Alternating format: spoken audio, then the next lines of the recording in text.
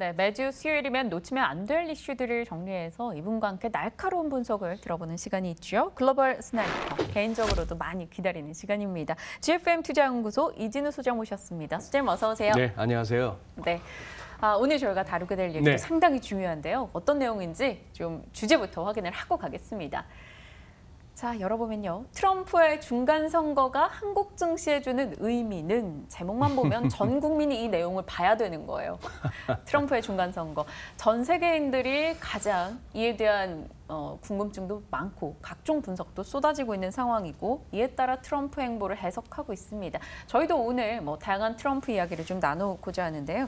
일단요. 시장에서 남북경협주가 들썩일 땐 이유가 있지 않겠습니까? 네. 18일부터 또 남북 정상회담 일정이 확정이 되어 있고요. 또 트럼프 대통령과 김정은 위원장의 만남도 다시 한번 추진될 것이다. 구체화돼가는 과정에 자리하고 있습니다. 한동안은 이제 끝났나? 왜 북한 이슈가 이렇게 안 나오지? 이렇게 생각하시는 분들 그렇죠. 많으실 텐데요. 다시 한번 거론이 됐습니다. 종전 합의까지는 가지 않겠느냐 기대도 높은데요. 어떻게 해석해야 될까요? 네. 오늘 저렇게 이제 제목을 트럼프의 중간 선거가 우리 시장이 주는 의미 이렇게 잡아주셨는데 미국의 중간 선거에 대해서도 이렇게 보면은 이제 어느 정도 우리 국내 언론에서도 정리가 되고 있죠. 과거에 미국에서 그 중간 선거에서 꼭 집권당이 이기는 것이 아니고 오히려 결과적으로 봤을 때 그 야당 쪽이라고 하는 쪽이 이렇게 늘 이기는 경우가 더 많았었죠. 그래서 그렇게 국내 언론에서 떠드는 만큼 중간 선거가 중요하지 않다라는 그런 시각도 있습니다만 제가 봐서는 트럼프 대통령이 요즘 매주 다니는 그 집회에서도 강조하고 본인 입에서도 탄핵 얘기 나오는 걸로 봐서는 여느 때와는 달리 이번 중간 선거가 중요하긴 중요합니다. 그리고 지금 이제 지난번 폼페이오 국무장관 4차 방북을 갖다가 갑자기 취소하면서 그 이후로는 조금 교차 상태에 빠져들었던 게 갑자기 이제 미국 2차 정상회담 추진 썰이 나오죠. 네. 지금 이거 한번 기사를 갖다가 구글에 들어가서 한번 검색해 보니까요. 폴리티코하고 타임지에서 이렇게 쓰고 있습니다. 화이트하우스 플래닝, 이거는 폴리티코 이제 지금 계획 중이다 이런 얘기죠. 2차 정상회담, 트럼프 김 서밋. 타임지 같은 경우에는 화이트하우스 is working, 지금 일하고 있는 중이다 이런 얘기예요. 그리고 이렇게까지 씁니다. 북한 측에서 북한 측의 리더 지도자가 다시 한번 만나자고 요청을 해왔다는 얘기고 결국 트럼프 대통령 지금 국내적으로 조금 정치적으로 몰려있는 상황에서 당장은 이런 또 훈훈한 사진이 필요하구나 하는 그런 생각을 한번 가져보게 됩니다. 네. 트럼프 대통령이 선거 카드로 활용하기 위해서 회담 시기를 10월로 잡을 거다 여러 가지 의견들도 나오고 있는데요.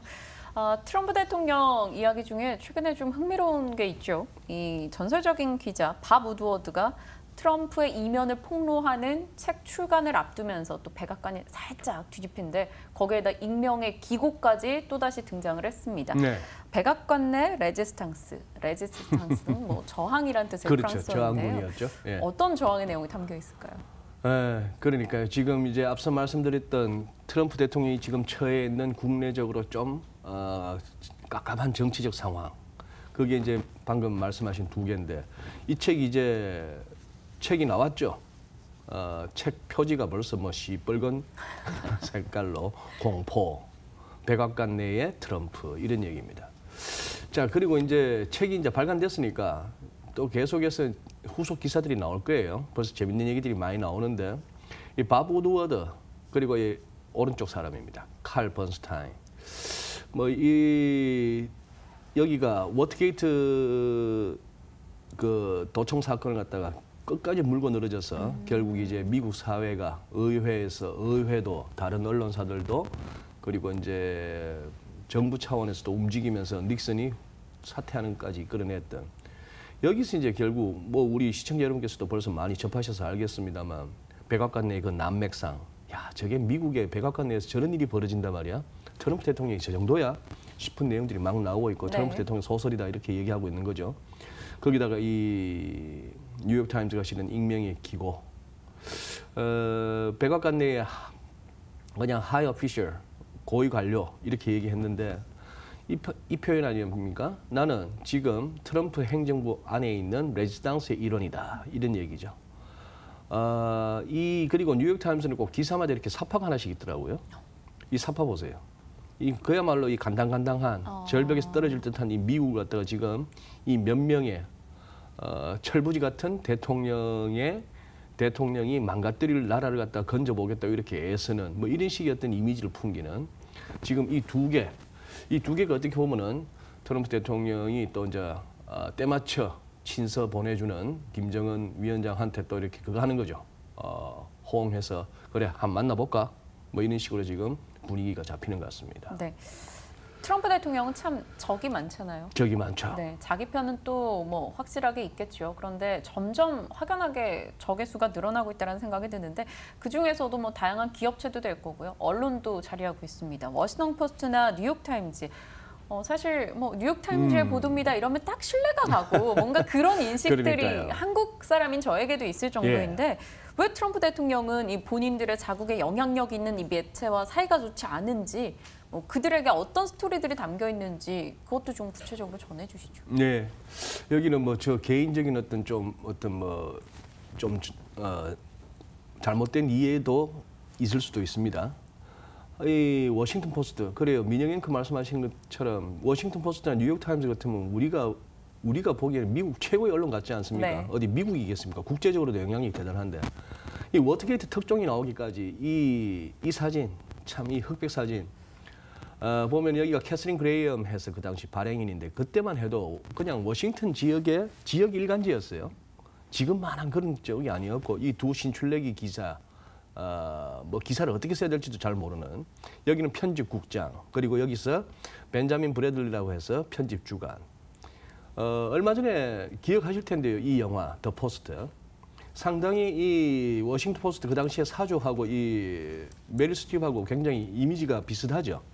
그리고 톰 행크스가 맡았던 이 브래들리 편집주간 뭐 두 사람의 두 기자가 저 끝까지 저렇게 워터게이트 사건을 갖다가 파헤칠 수 있었던 때에는 어떤 저 사주와 편집국의 어떤 간부들에 이르기까지 뭐 두 기자만으로는 되는 거 아닐까요?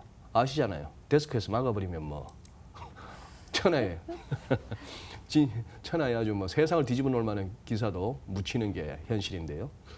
자 그리고 이 워싱턴 포스트가 뭐 아시다시피 이 아마존 창업자인 베조스 겁니다.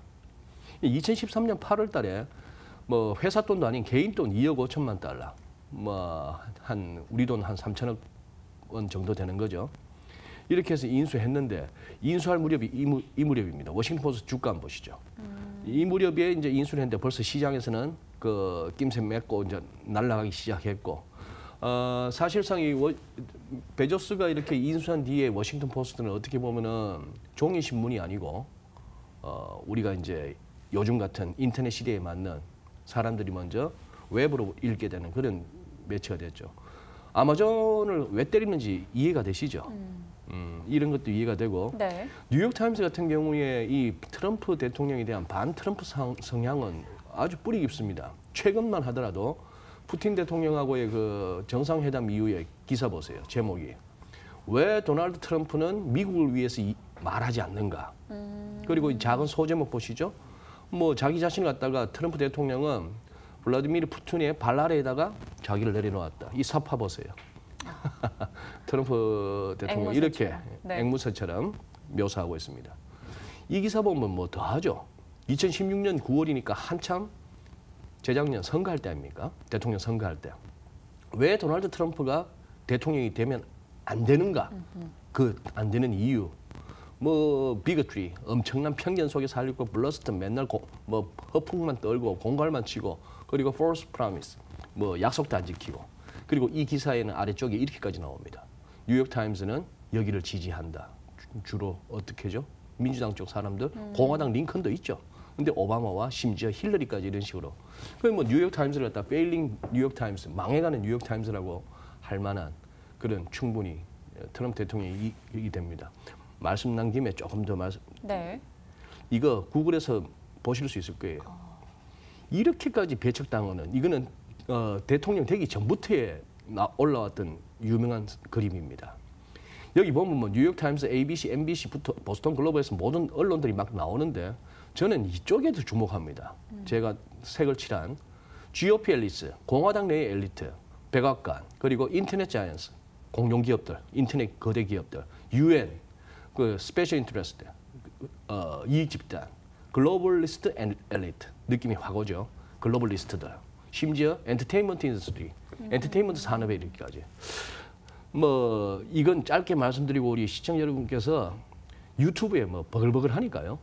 한번 보시면은 우리가 미국 주류 언론에서 맨날 얼굴 찡그리고 소리 고래고래 지르고 손가락질하는 트럼프 대통령만 봅니다만 유튜브에 보면은 야 트럼프 대통령이 저런 얘기를 했어 싶은 어떤 이건 뭐 조작일 수가 없으니까 네. 동영상이니까요. 그런 식으로 해서 기득권 세력들을 대해서 굉장히 무섭게 공격하는 우리가 음모론이라고 흔히 얘기하는 책에서나 볼 수 있는 그런 얘기들을 공개적으로 합니다. 이런 대통령 오바마 8년 때는 생각도 못했어요. 이거 메리 크리스마스 이거 표현 이거 단순해 보입니다만 이른바 청교도 후예들이 이룩한 저 미국이란 나라에서 크리스마스 시즌에 메리 크리스마스를 갖다 얘기 못한 게 오바마 정권 때 8년입니다. 이른바 political correctness 해가지고 무슨 뭐 어쨌거나 소수 마이너리티를 갖다가 배려한다는 측면에서 그렇다면 유색인종 타종교인들은 이런 차원에서 뭐 할리데이 시즌 뭐 해피 할리데이 뭐 이런 식으로 인사하고 지내야 됐던 이런 것들 보면은 이 슬라이드가 시사하는 바는 이게 어떤 시대적 흐름이기도 하고 말이죠. 오바마 대통령이 최근 캘리포니아 뉴스에서 했던 말이 이거는 어떤 시대적인 흐름인데 트럼프 대통령이 이 시대적 흐름의 어떤 변화의 원인이 아니고 그냥 증상이다 이렇게 표현했는데 굉장히 공감 가는 표현입니다. 네. 이제 미국의 중간 선거가 2달도 채 네. 남지 않았습니다. 선거 결과에 대한 예상은 지금 어떻게 몰리고 있나요? 지금 이게 최근 여론조사가 이렇게 나옵니다. 지금 어쨌거나 뭐 간략하게 보시면 이렇게 나와요. 어쨌거나 지금 뭐 경합 지역이 많기도 하고 민주당이 조금 우세하지 않겠느냐 이런 얘기입니다. 하원 쪽에. 그리고 상원 쪽은 지금 한 33석 갖다 갈아치워야 되는 가운데 거기서 현직 의원들이 한 27명이 민주당이니까 지금 상원 쪽은 민주당이 더 급해요. 문제는 이제 하원이 뒤집히면은 하원에서 이제 그야말로 탄핵 가지고 본격화할 수 있다는 얘기고 네. 여기서 지지율에 있어서 조금 밀리죠. 빨간 쪽은 트럼프에 대한 반대입니다. 뭐 이런 것들이죠. 자 이번에도 만약에 과거 브렉시트나 트럼프 대통령 당선될 때의 미국 대선처럼 이번에도 언론들이 헛다리 짚었다는 결론이 나와서 만약에 11월 6일 중간선거에서 공화당이 상하원 계속해서 다수당을 유지한다면은 이제 진짜 미국 언론이라는 거, 뭐 미국뿐만 아니라 언론이라는 거에 대한 신뢰가 좀 위기에 처할 수도 있는 그런 국면이죠. 근데 지금 제가 보기엔 좀 침울합니다, 공화당. 이거 지난 5일 날 네. 그 뉴욕타임스의 그 익명의 기고가 올라왔던 그날인데 미치 매코넬 상원 원내대표하고 뭐 하원 의장 폴라이어 여기야 뭐 곧 집에 갈 사람이니까 본인이 스스로. 근데 이 좀 분위기가 그렇죠. 이 표정들 보시면은 그렇다면 이제 탄핵된다면은 그 다음은 여긴데요. 펜스 부통령이 대통령 노릇을 할 텐데 지금 민주당은 지금 이 낸시 펠로시하고 척 슈머 이쪽이고 지금 여전히 뭐 저는 별로 안 좋아합니다만 개인적으로 대중적 인기가 있는 오바마까지 나서가지고 민주당은 11월 6일 중간선거에서 뭔가를 좀 해보겠다는 의욕이 느껴지는 그런 상황입니다. 그래 지금 좀 잘해야 돼요. 이런 사진 자꾸 올라오면 안 됩니다. 이 로이터 기자가 초점을 어떻게 잡았냐면 이날 이 백악관의 전국의 보안관들을 초청했는 날인데 네. 트럼프 대통령이 뭐라 얘기를 하는데 지금 이 사람들 표정 보세요. 하나같이 다 지금 깜짝 놀라갖고 아니 저런 얘기를 하는 표정 아닙니까? 그러니 조금 선거 앞두고 대통령다운 좀 아니면은 대통령다운 대통령인데도 불구하고 자꾸 언론에서 저 안 좋은 컷만 자꾸 실을 수 있는 저는 어떤 트집 잡힐 일을 해서는 안 되는 좀 그런 상황이죠. 트럼프 대통령 스스로도 그리고 주변에서도 어느 네. 정도 좀 관리가 필요하지 네. 않을까 이런 생각이 드는데요. 이러한 두루두루 둘러싼 이벤트들을 감안했을 때 뭐 중간 선거, 남북 경협 이벤트 모든 걸 감안했을 때 저희 증시 왜 힘을 못 내는지 그리고 어떤 점을 주의 깊게 봐야 되는지 한 1분 정도 있어요. 대북 경협주 생각보다 잘 못 가죠. 네. 오늘은 오히려 녹자 붙은 바이오들이 막 날아갑니다. 그건 뭐 재료가 있으니까 그렇다 치고. 아마 대북 경협주를 쪽에서 이렇게 약간 지지부진한 거 이렇게 보셔야 될 것 같습니다. 진정성을 확인하고 싶다. 지난번 6월처럼 대충 그러다가 끝나서는 안 된다는 시장의 어떤 경계감이고요. 또 하나 그냥 단순하게 시장 측면에서 보자면 이겁니다. 코스피 일간 차트 보세요. 지금 5월선, 20일선, 60일선이 지금 이렇게 돼 있는데 여기서 지금 급등 운운하는 거는 좀 우습습니다. 급락만 안 나와도 다행이에요. 여기서 지금 홍콩 항생 보시죠.